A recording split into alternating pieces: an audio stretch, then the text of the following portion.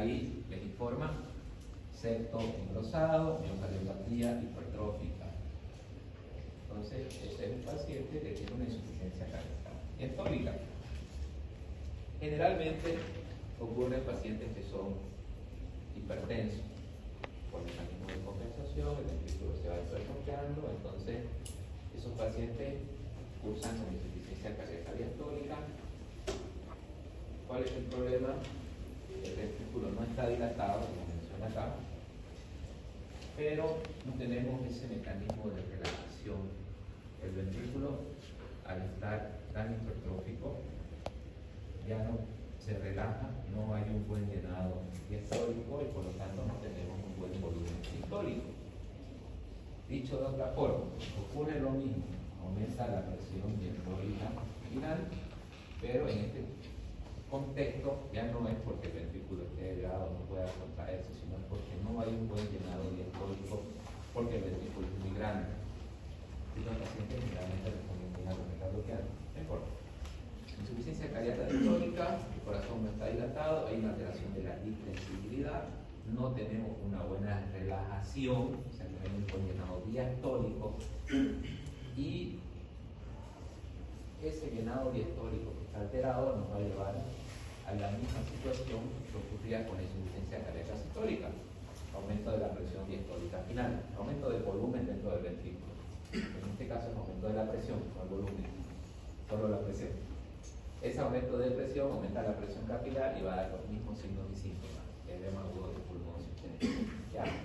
Entonces, insuficiencia cardíaca sistólica, insuficiencia cardíaca diastólica o insuficiencia cardíaca con presión de eyección disminuida, insuficiencia cardíaca con presión de eyección conservada. ¿Claro? Al final igual evoluciona una insuficiencia cardíaca sistólica si no está bien. Doctor, en esta insuficiencia aumenta el grosor de la pared. Sí, se hipertrófico. Se hipertrófico, en el otro las paredes están delgaditas.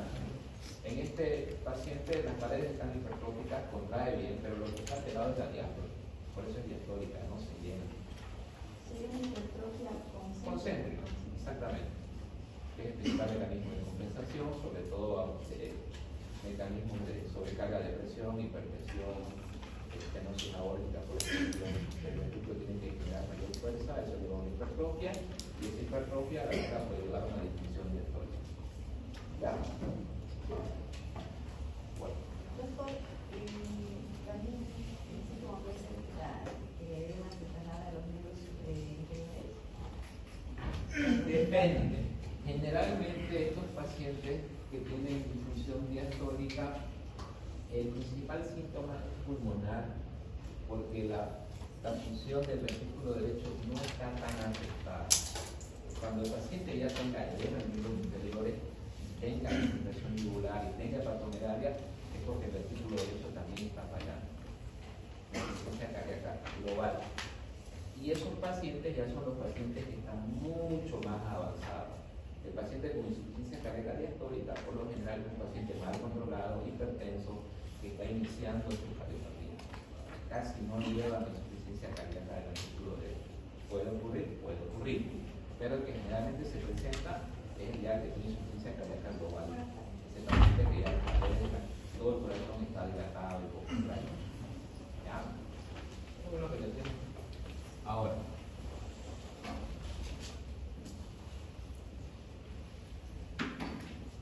se puede hablar también de insuficiencia cardíaca de nueva aparición, primer episodio, un paciente que se esté cruzando con un infarto, un paciente que tenga una miocarditis por sepsis, transitoria, de insuficiencia cardíaca asintomática durante un periodo de tiempo que se recupera la función cardíaca.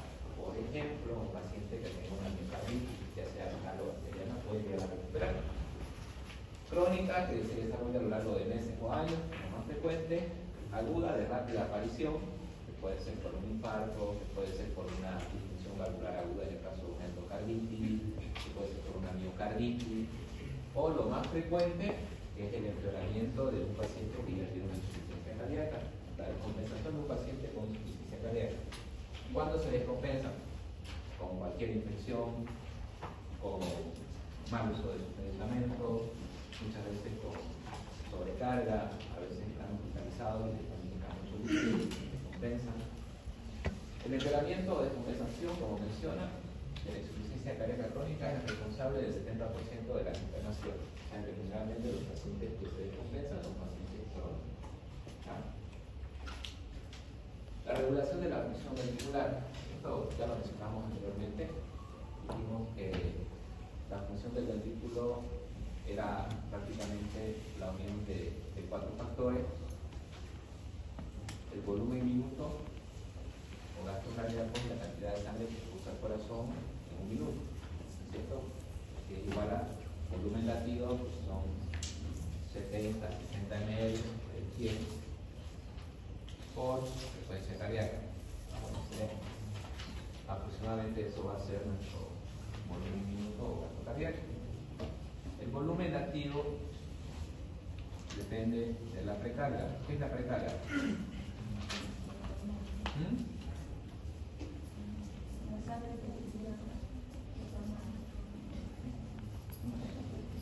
La precarga es el retorno venoso, ¿no es cierto? En otras palabras, depende de la extensibilidad del ventrículo, depende del retorno venoso sanguíneo, obviamente, y de la contracción auricular.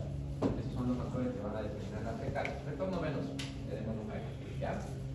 La poscarga, la resistencia vascular periférica, que ya saben que está representado en insulina, que es un mecanismo de compensación para mantener la presión arterial, y la contractibilidad, que es el efecto motor del corazón. Estos 3 factores van a determinar el volumen latido, y eso lo multiplicamos por la frecuencia cardíaca y vamos a tener nuestro gasto cardíaco. Cada uno de estos factores se puede alterar por diferentes mecanismos, como también tenemos medicamentos que van a actuar a cada uno de los niveles. Por ejemplo, ¿qué medicamentos nos pueden disminuir la precarga? La precarga quiere decir volumen, que el paciente está sobrecargado de volumen. ¿Cómo puedo contrarrestar eso? Diurético. La poscarga. Paciente, ¿cómo puedo hacer que disminuya la poscarga? Vasodilatación, está bien. Si está descompensado, obviamente puedo usar nitroglicerina, vasodilatadores, va a disminuir la resistencia vascular periférica y vamos a estar el gasto cardíaco. Bueno, si es un paciente crónico, que queremos que no se descompense, ¿qué medicamentos usaría?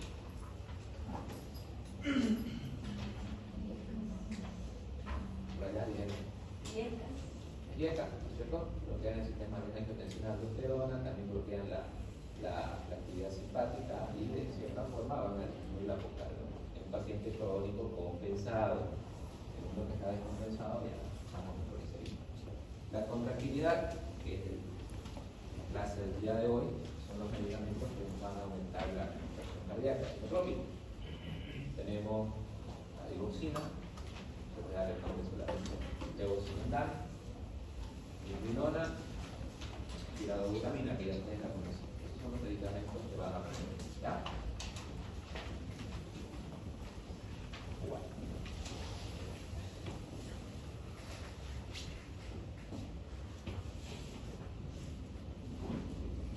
Entonces, ¿en qué consiste la precarga? Como dijimos, es la presión diastólica, es la presión final del ventrículo izquierdo, está justo antes de la contracción.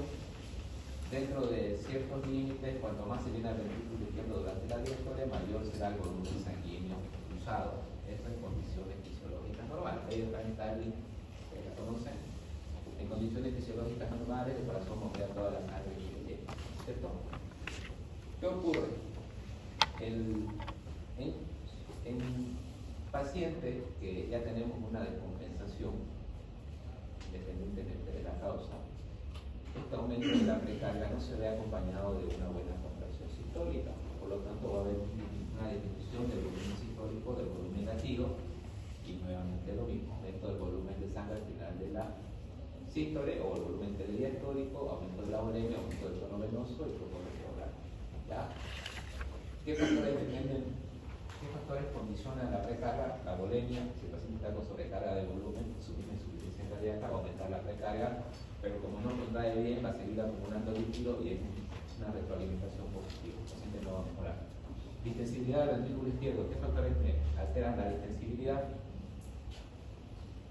Por ejemplo, un infarto que va a alterar la contracción en una área, va a haber un área un poco contráctil, va a haber una alteración de la distensibilidad, también se va a alterar la precarga. ¿Ya? Y la contracción auricular, ¿con cuánto colaboraba el llenado diastólico la sístole auricular? 20%. ¿Por qué es importante eso? Porque si ustedes tienen un paciente con una insuficiencia cardíaca sistólica y que tiene un ritmo sinusal, o sea, un paciente cardíaco crónico medicado, que su ritmo de base es sinusal y cursa con una FA, independientemente de la causa infecciosa, metabólica, lo que ustedes quieran, ese paciente va a ser shock cardiogénico, porque ese 25% que tenía de contracción auricular que colaboraba a llenar su ventrículo ya no lo va a tener, y eso se va a desencadenar en una falla cardíaca. ¿Ya? Entonces también es un factor que determina la precarga. La volemia, que ustedes lo conocían, la distensibilidad del ventrículo izquierdo y la contracción auricular. Esos tres factores nos van a determinar la precarga. ¿Ya?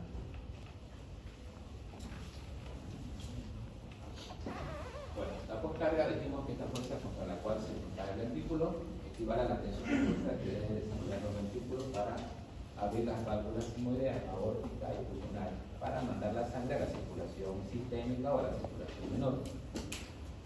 La poscarga es igual a resistencia vascular periférica. Se dice que es inversamente proporcional al volumen minuto. ¿Qué quiere decir esto? Que a mayor resistencia vascular periférica vamos a tener aumento de la presión arterial, porque tienen una relación igual, pero disminución del gasto cardíaco porque tienen una relación inversa. Bueno, la resistencia vascular periférica es la vía final de los mecanismos de compensación de la insuficiencia cardíaca, casi de todos los mecanismos de compensación. Si es que tenemos un paciente que cursa con hipotensión, ustedes saben que se activa la vía del sistema primero, adrenal, ¿cierto? Con mecanismo de compensación, se liberan las aminas vasoactivas, actúan sobre sus receptores, que ya ustedes lo conocen de memoria, aumenta la presión arterial, porque el organismo dice no hay presión, se activa, aumenta la presión arterial con mecanismo de compensación. Siguiente mecanismo de compensación, el sistema renina-angiotensina-aldosterona. Todos estos mecanismos de compensación llevan a aumento de la resistencia vascular periférica y retención hidrosalina, sumando, ¿no? Esos factores inicialmente son buenos para los pacientes, pero ya a la larga vamos a ver que su mecanismo de compensación genera mayor falla cardíaca. Estos mecanismos tienen como finalidad mantener la perfusión tisular, o sea, mientras el organismo dice, bueno, está llegando sangre, subamos la presión arterial para subamos la resistencia periférica para mejorar la presión arterial. Pero esto aumenta la resistencia contra la cual tiene que contraerse el ventrículo y disminuye el gasto cardíaco. La frecuencia cardíaca, como dijimos, está controlada por el tono vegetativo, simpático, parasimpático. ¿Qué ocurre? Por ejemplo, si nosotros a un paciente sano le damos un agonista adrenérgico, el aumento de la frecuencia cardíaca obviamente va a aumentar el volumen minuto. Pero ya en pacientes con insuficiencia cardíaca, los agonistas adrenérgicos producen taquicardia para mantener el volumen minuto, no aumenta o incluso disminuye la contractilidad. No es tanto la contractilidad, sino que lo que ocurre es que al aumentar la frecuencia cardíaca ya no ocurre un buen llenado diastólico y por lo tanto va a haber menos volumen latido. ¿Ya? A la larga todos estos mecanismos van a llevar a mayor difusión, por eso la finalidad del tratamiento. La contractilidad es la fuerza que desarrolla el ventrículo para contraerse. Entonces, el gasto cardíaco depende del volumen latido por frecuencia cardíaca, el volumen latido precarga, poscarga y contracción. ¿No es cierto? Ustedes pueden, cuando tienen un paciente, tienen los mecanismos para monitorizar, ustedes pueden determinar cómo está la recarga, cómo está la poscarga, cómo está la contracción del paciente, incluso pueden saber cómo está el agua dentro del pulmón del paciente. Eso se hace por ya les mencioné, ¿no es cierto? La monitorización del gasto cardíaco por termodilución, un catéter arterial, un catéter venoso, se incluye líquido y la máquina automáticamente nos da los valores. Esos valores nos pueden informar de la precarga, el volumen global al final de la diástole, prácticamente es el volumen diastólico. Lo normal es de 600-800. Si tiene un volumen global al final de la diástole aumentado, ya nos dice que es un paciente que está con disfunción ventricular, que está acumulando líquido en el ventrículo izquierdo. El volumen de sangre intratorácico, lo mismo, en forma de la precarga. La variación de la presión del pulso, igual. La resistencia vascular sistémica que se presenta en DINA, recuerdan cuando hablamos de sepsis, choque séptico, que aumentaba la resistencia vascular periférica y estaba representada en DINA, también nos puede informar la contractibilidad, la presión de emisión, que ya estamos mencionando, el índice de tensión cardíaca. El índice de tensión cardíaca, casi todas las guías que ustedes lean hablan de índice cardíaco menor a 2.2 o índice cardíaco menor a 2.8. Se puede determinar de esa forma. Y el agua vascular pulmonar extravascular, lo normal es de 6 a 8. Si un paciente tiene más de esta cantidad, quiere decir que tiene una sobrecarga de líquido. Y el índice de permeabilidad es de 1 a 3. Si tiene mayor a 3, quiere decir que es sobrecarga. Si tiene menor a 3, quiere decir que es inflamatorio. Eso para que lo conozcan. Se puede incluso medir todo esto determinantes del gasto cardíaco. Ahora vamos a hablar de los mecanismos de compensación. Los mecanismos de compensación, como les dije, inicialmente pueden ser beneficiosos porque ayudan a mantener la presión arterial, pero a largo plazo tienen un efecto perjudicial. Los principales mecanismos de compensación son la dilatación ventricular, el remodelado y la activación neuromolar. La dilatación del ventrículo. El miocardio insuficiente, la disminución. La dilatación ventricular, ¿qué es lo que va a generar la dilatación ventricular? Produce un aumento progresivo de la presión y el volumen diastólico final, que es lo que les dije. Eso, aumento de la presión diastólica final del ventrículo izquierdo. Primer suceso. Segundo, a la larga, eso va a llevar a una dilatación de la pared del ventrículo.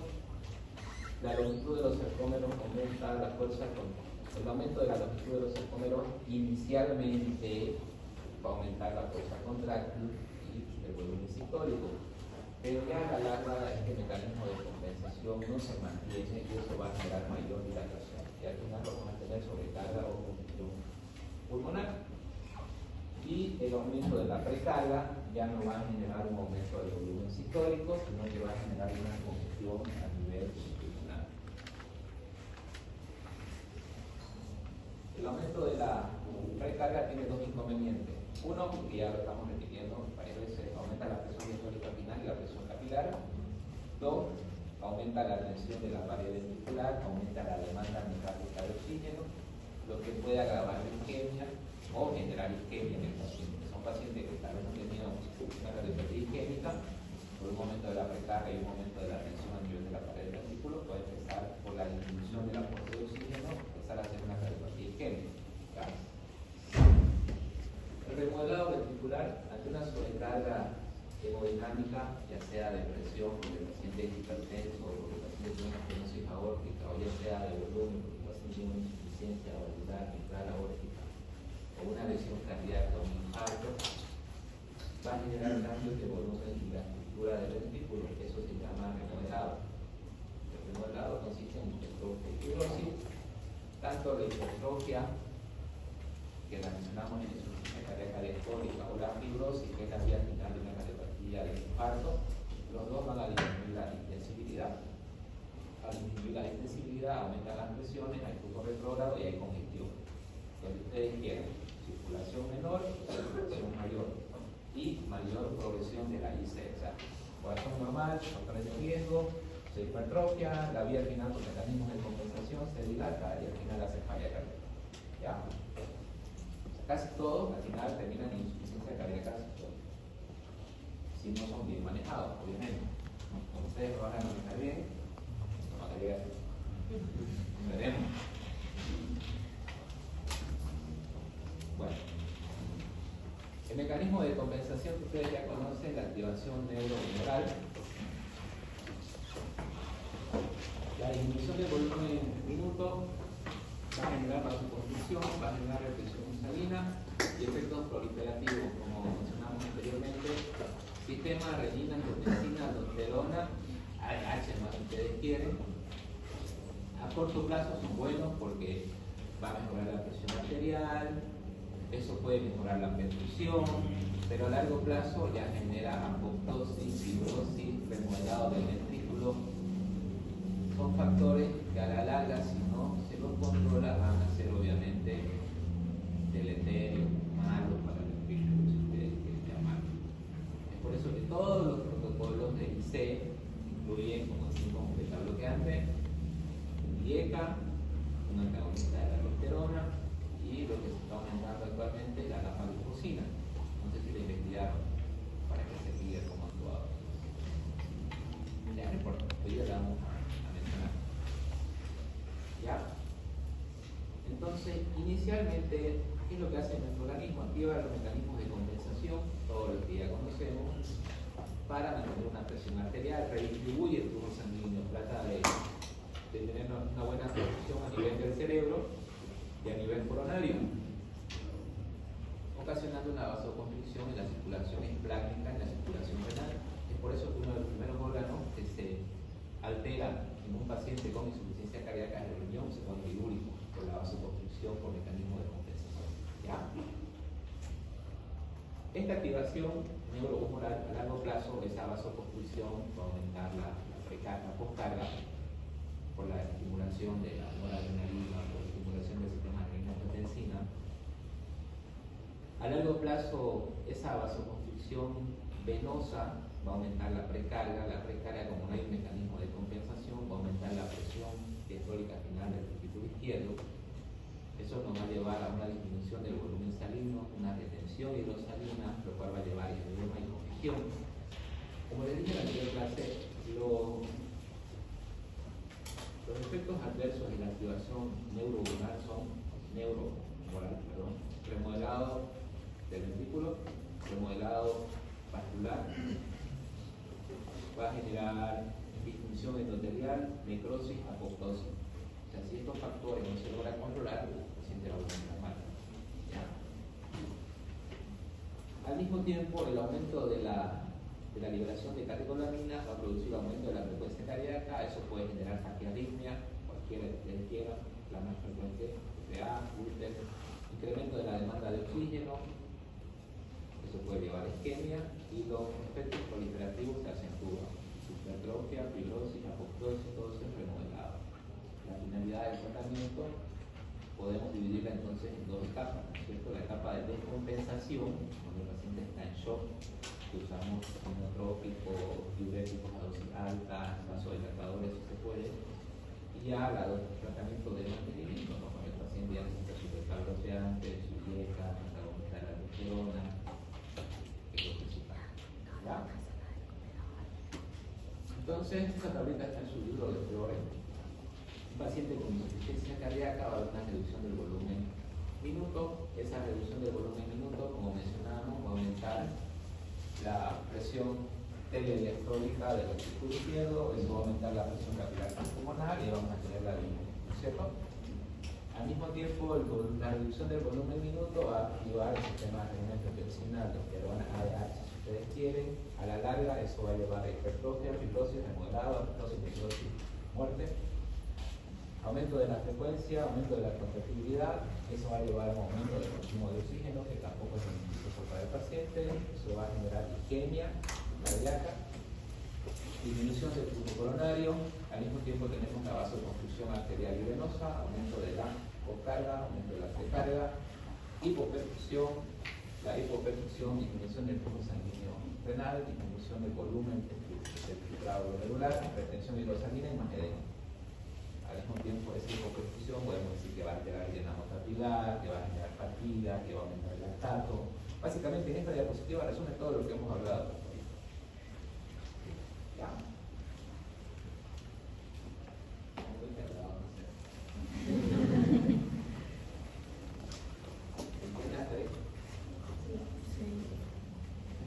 Entonces, ¿qué ocurre? Nosotros ya cuando tenemos un paciente, aparte del examen físico, ya sabemos que va a tener el palpitante, que va a tener tercer ruido, que hablamos que va a tener llenado rápido, que va a tener, si ya tiene falla cardíaca derecha, va a tener edema periférico, angular. Ya la medicina cada vez avanza. Cuando yo era estudiante con ustedes, era igual examen físico, pero ya parte del examen físico es la ultrasonografía, es algo que ustedes ya tienen que ir conociéndolo por lo menos, ¿no? Entonces, si tenemos un paciente con insuficiencia cardíaca izquierda, va a haber un aumento de la presión capilar pulmonar, eso nos va a llevar a una congestión. En la radiografía lo vamos a ver como infiltrado, en alas de mariposa, dicen, ¿no es cierto? Congestión ideal, distribución difusa homogénea. En la ecografía pulmonar se ven líneas B, se ven palitos, lo mismo. Obviamente, cuando un paciente tiene una insuficiencia cardíaca sistólica, ya se ve un ventrículo grande, hipocontráctil. Ahora, a nivel abdominal, también nosotros podemos determinar si el paciente tiene sobrecarga. Observamos la vena cava, que anatómicamente ustedes saben que mide 1,9 a 2 centímetros. Hacemos un montón de índices, un montón de cosas, pero nosotros ya observamos, vemos que la vena cava está congestiva, vemos la vena hepática, vemos la vena porta, vemos las venas renales. Entonces todos estos factores de acá, estamos grandes en la cava, ya nos informan si tenemos congestión pulmonar o congestión sistémica. Aparte del examen físico, ya nosotros podemos objetivar mediante la ecografía qué tanta sobrecarga tiene nuestro paciente. Incluso existe el protocolo Bexum, nos habla de la sobrecarga, si es una sobrecarga de grado 1, si es una sobrecarga de grado 2, pues para que lo conozcan, ¿no? Toda la alteración fisiopatológica vamos a poder objetivarla en imágenes también al examen físico. Si el paciente tiene indicación de está renalizado, tiene insuficiencia cardíaca global, ¿no? Si está hipotenso y tiene llenado capilar lento, está en shock cardiogénico. El shock cardiogénico sinotrópico de elección es, ¿qué más conocen? Dobutamina, ¿cierto? Entonces, a la insuficiencia cardíaca se la clasifica. Clase 1 es el paciente que tiene enfermedad cardíaca, pero sin síntomas ni limitación de la actividad física. Es un paciente que ya se ha estudiado, que sabemos que tiene insuficiencia cardíaca, pero no tiene limitación de la actividad física. Clase 2 es un paciente que tiene una limitación leve, que es la actividad física normal, que resulta en fatiga, palpitación, digna, pero un paciente que puede desarrollar sus actividades, solo tiene una limitación leve de actividad física. El grado 3 ya es una limitación marcada, incluso la actividad física menor genera síntomas, pero no tiene manifestaciones de reposo, o sea, el paciente está sentado tranquilo, no manifiesta nada, solo cuando tiene actividad física. Y el grado 4 ya es cuando el paciente tiene síntomas incluso en reposo. Está en reposo, está disneico, taquisneico, le falta el aire, está con frecuencia respiratoria alta, está taquicárdico, puede tener palpitaciones, crépitos, todo lo que ustedes ya conocen. ¿Ya? Esa clasificación es la primera que van a aprender. Posteriormente, ya se existen escalas de acuerdo a sus parámetros hemodinámicos. La escala de Forrester es una escala que se utiliza bastante. Aquí toma en cuenta el índice cardíaco, que es en litros minutos por metro cuadrado, en la cual ya nos dice que un paciente con insuficiencia cardíaca grado 1, o sea que tiene un índice cardíaco normal mayor a 2, índice cardíaco no es lo mismo que gasto cardíaco, que tiene una presión capilar pulmonar, eso se puede determinar por ecografía o se puede determinar por mecanismos invasivos.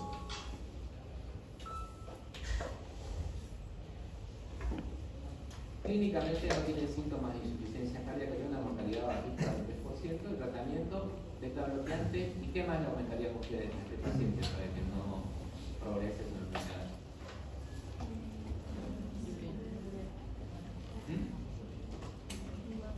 Beta bloqueante, ¿qué más?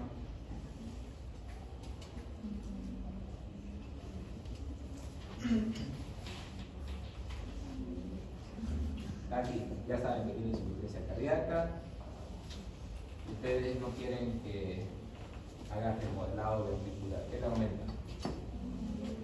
Beta bloqueante ya tiene. ¿Qué beta bloqueantes usaban? ¿Se acuerdan? Carioselectivo, no carioselectivo. Carionidol. Está bien, es un beta bloqueante que actúan receptores alfa, receptores beta, y dijimos que tenía la característica que era antiinflamatorio, antioxidante y que disminuía la resistencia periférica, por lo tanto mejoraba el electro cardíaco. Le pueden dar carvedilol, le pueden dar isoprolol. Beta bloqueante más, ¿qué más? IECA, ¿no es cierto? Enalapril, disilnopril, si no tolera los IECA, un ARAS. ¿Qué más se le da? Un antagonista de la aldosterona. ¿En serio no se acuerdan? ¿No la acuerdan? La aspirina es calipatía isquémica. Estatina, aspirina, IECA y el bloqueante. Calipatía isquémica. Ahora estamos hablando de insuficiencia cardíaca. ¿Ya? Beta bloqueante, mencionamos el isoprolol, que era un estudio que era el CIVIC-2, que demostró que redució la mortalidad en un 24%, el carvedilol, un estudio Copérnico, lo mismo, tuvo una reducción de la mortalidad. La espionolactona también es un estudio que es el estudio GALES, para que era perro, disminuyó la mortalidad. Sumado a esto, el último fármaco que se ha aumentado es la tapa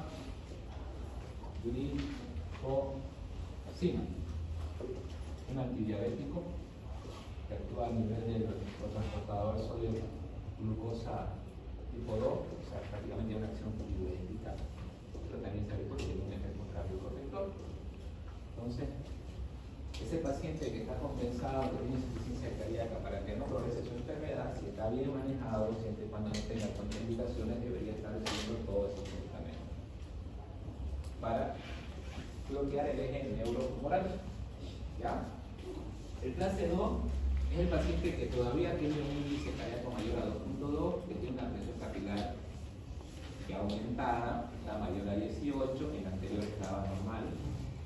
A este paciente ya se le da diurético porque ya va a tener congestión pulmonar, ¿no es cierto? Pero su gasto cardíaco va a estar normal. Entonces le doy diuréticos y le doy vasodilatadores, venosos y arteriales si ustedes quieren para mejorar su gasto cardíaco. El paciente que ya tiene un índice cardíaco menor a 2.2, o sea que ya es un paciente que ya tiene insuficiencia cardíaca ya con signos y síntomas que tiene.